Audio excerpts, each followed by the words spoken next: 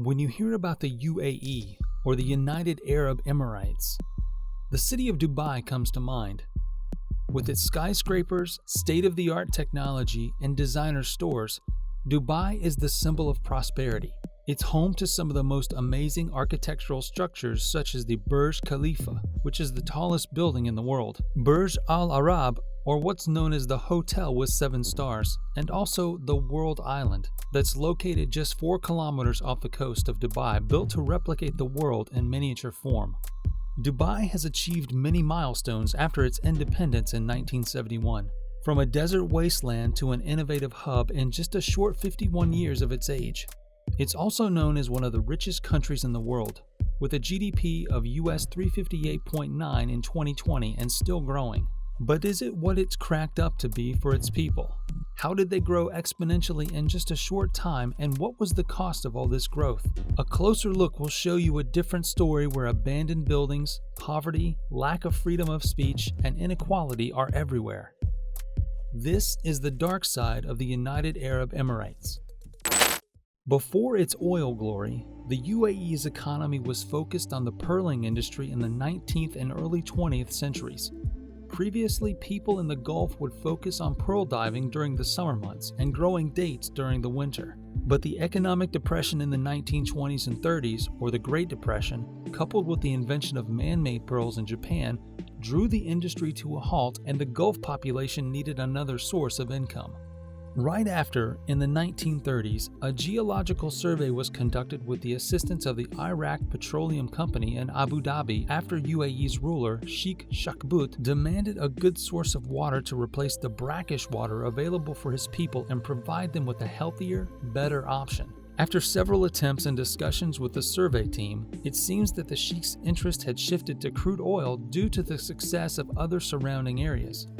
That's why in 1936, the IPC created a subsidiary called Petroleum Development and obtained a 2-year contract to explore the area for crude oil. And that's when things took a positive incline. 30 years later, the first crude oil cargo was shipped from Abu Dhabi, dramatically progressing the area's economic status from a fishing port to one of the biggest sources of crude oil. Abu Dhabi's leader, Sheikh Zayed, wanted to increase the Trucial State Development Fund to increase the progress. Even more, so Sheikh Zayed and Sheikh Rashid, who was Dubai's ruler at the time, called for a federation that includes the 7 Emirates, Qatar and Bahrain, to create the powerful United Arab Emirates that we know of now. The oil reserves was how the UAE successfully leveraged their assets and developed its economy to become an influential nation. One of the most obvious things you can see in the UAE is the oligopoly that exists there. Almost 90% of private businesses in the UAE are owned by small collective groups, which are the key business families that have close ties with the ruler of the UAE. According to a ranking done to find out the most powerful Arab families, the UAE took the highest spot with 21 family groups that earn the most in the region. Those families employ over 600,000 people in the UAE and have a net worth of nearly $31 billion. The businesses are mainly run by the first and second generation and cover sectors in real estate, jewelry, fast-moving consumer goods, industrial, food and beverage, and retail. These families have a stronghold in monopolizing the trades by certain contracts that binds external parties to their companies indefinitely. This is why most of the resources are just circulating to the same families over and over again. The royal family of Abu Dhabi itself is the 4th richest royal family in the world, with a net worth of an estimated $150 billion. Most of it is thanks to the oil companies they developed in the early days. When the majority of wealth is owned by certain groups of people, there's little to no wonder the economic inequality in the UAE is huge.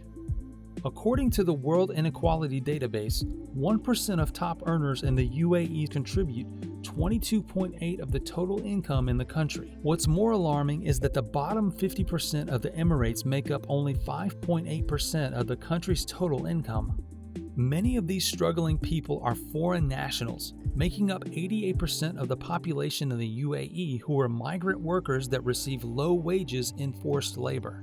The low income, coupled with clean water and food supply scarcity in the UAE, increases the burden on the bottom 50%. the lucky few at the top, the poor workers live in almost third country-like buildings, cramped together.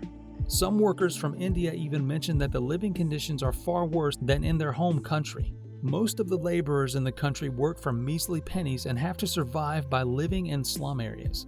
This is because their average salary is only around $500 per month, which is very low compared to the $250 million per month the ruler of Dubai, Sheikh Mohammed bin Rashid Al Maktoum, makes. Furthermore, they're also subjected to physical and verbal abuse, according to a report from the United Nations. What makes this condition worse is that these workers came due to false promises made by agencies that run illegally. These people are then trapped and forced to go to work. Due to making such low wages, they have no money to even have the option to go back home. All these issues may also be fueled by a systematic issue in the UAE, the lack of freedom of speech in the country. Due to the persisting labor abuse, many have expressed their concerns to no avail. For example, in 2018, a human rights activist, Ahmed Mansour, was sentenced to 10 years in prison due to exercising his right to free expression. He demanded fairer treatment of labor abuse, where workers face serious exploitation with low pay. Nazir bin Gaith, a prominent academic, disappeared in August 2015 when he criticized the UAE and Egyptian authorities by initiating a hunger strike in February to protest the destitute conditions in a local prison called Al-Razin. Foreign visitors are also not immune to the system. An example is Matthew Hedges, a British academic who was detained when he visited the UAE for research and convicted on spying charges. It was claimed and insisted that Hedges was an M16 spy who came to Dubai. He was then tortured and imprisoned before being released 5 months later. Another dark side of the UAE is that many of its buildings are almost empty. Even though it might seem that the UAE is filled with large-scale architectural wonders, they are scarcely utilized. The Index Tower in Dubai, for instance, has around 23 floors of empty offices, and conditions have not improved since they opened it in 2011. One of the issues is that because these buildings were sold to different owners, the buildings we mentioned earlier, Index Tower building for example, has 9 different investors in a system called the strata title. This means that for someone who wants to rent those buildings, they probably would have several different landlords, which can be a hassle to deal with. This is why companies prefer to do their businesses with certain buildings that have no strata title or even outside of the country entirely. In a rush to continually build their country, the UAE forgot to consider all the consequences they may face due to these types of decisions, which could lead to investors losing money and interest in collaborating.